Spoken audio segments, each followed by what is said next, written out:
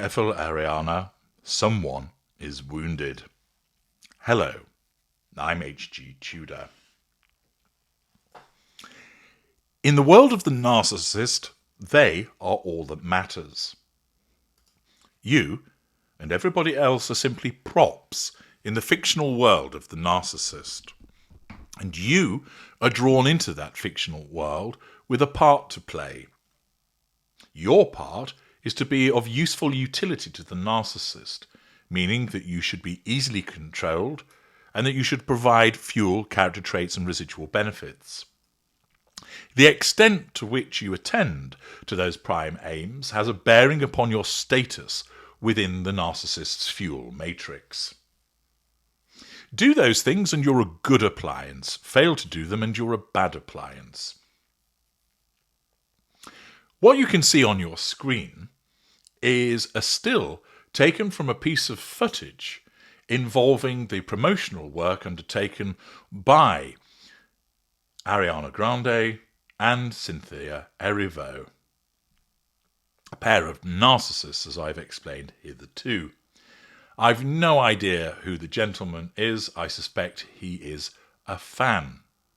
But this snapshot provides us with an excellent opportunity to explain the narcissistic dynamic and why Cynthia Erivo has a look on her face as if she smelt something particularly unpleasant and that she is not best pleased, to put it mildly. What do we see? Well, let's start with Ariana Grande. She is engaging in hugging the gentleman. Assuming that she doesn't know who he is a non-intimate tertiary source in her fuel matrix, which means that the provision of fuel is of the least potent because she doesn't know who he is. The amount of fuel that she's getting from him is fairly large. Why? Because he is hugging her, which is pure positive fuel. He's showing admiration for her. So his body language, and one suspects that he's furnished her with kind words beforehand, and that he looks pleased to see her, and the tone that he has used, and his eyes have lit up in delight, assuming his fringe hasn't completely obscured them, means that she has been given lots of different strands of pure positive fuel by him. In turn, he demonstrates that he's easy to control, because she has given him a hug, utilising a direct assertion of control through physical means. Her facade management is also getting a flex, as she's seen to be the kind, caring star, who, as a star of Wicked, is able to still float down and demonstrate what a lovely person she is. Accordingly, her narcissism has caused her to go after 3 of the prime aims: control over the non-intimate tertiary source, receipt of fuel from the non-intimate tertiary source, and residual benefit by way of facade management. So 3 of the 4 boxes have been ticked for Ariana Grande. The fan is pleased. He's getting a hug. He presumably has really enjoyed watching Wicked, or is about to watch it, and is excited to meet one of his stars in flesh.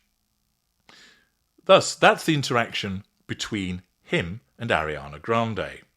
But, oh dear, something wicked, this way comes, and it's the form of the other narcissist. She isn't getting a hug. She is not getting any fuel in that moment. This is not good. For if you are not validating the existence of the narcissist, then what you are doing is demonstrating that not only are you not under control, but you're also failing to provide fuel, and you're making the narcissist feel weak and vulnerable because you're signalling to them that they do not matter. And of course, the narcissist must matter. The narcissist must be the most important person in the room, in the country, on the continent, on the planet, in the universe. This young man's actions are particularly problematic for Cynthia Erivo because he's interfering in the relationship between Erivo and Grande. It's unclear as to precisely what the status of their relationship is. There's no confirmation of intimacy between the two of them, although that has been suspected. But based on the evidence seen so far, Ariana Grande may be a non-intimate secondary source in the fuel matrix of Cynthia Erivo and vice versa, although I think it is more likely, based on the evidence that we've seen, that they are either non-intimate partner primary sources in one another's fuel matrices, or, if there's been a bit of rubbing the nubbin, then they are intimate partner primary sources. Since I don't have any direct evidence of them rubbing the nubbin, then I would form the view that they are non-intimate partner primary sources, which means that they're pretty important in one another's fuel matrices with regard to the ability to control one another, the ability to provide fuel, character traits and residual benefits. And in that moment, somebody is interfering in the ownership of Erivo over Grande, because even though they're both narcissists, they will both still subconsciously regard one another as a possession.